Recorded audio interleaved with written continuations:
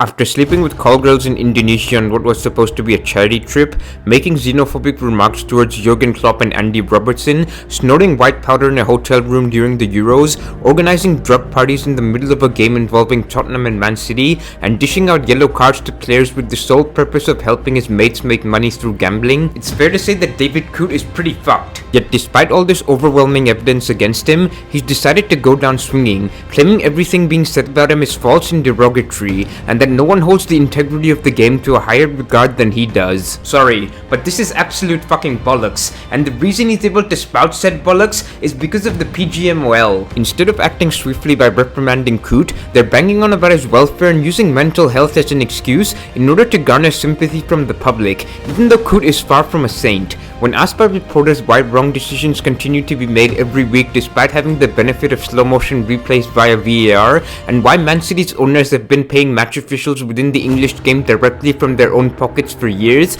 the PGMOL responded by saying they have no further comments to make. These motherfuckers operate like the mafia. There's no transparency in regards to the process behind decision making, nor are any of the referees answerable for the mistakes they make. It's the only area within the sport where no one needs to take responsibility for their actions. When managers have a string of bad results, they're sacked. When players play like shit, they're dropped. Yet when a referee drops a clanger, they get the PGMOL to send an apology letter on their behalf to the club that was screwed over, only to come back in a couple of weeks' time and stink the place up again. On top of all this, you have Sky Sports telling the world that corruption simply cannot be at play, even though it's been found to exist within every facet of sport over the last century. The only reason they're saying that is because they're fully in bed with the Premier League, and dare not issue a statement that might undermine the product. The whole thing stinks, and what's worse is not nearly enough journalists, pundits, or even YouTubers are talking about it. Until and unless we as fans collectively keep banging on the door, nothing is going to change, and the blatant corruption will only continue to get worse. That's my take anyways.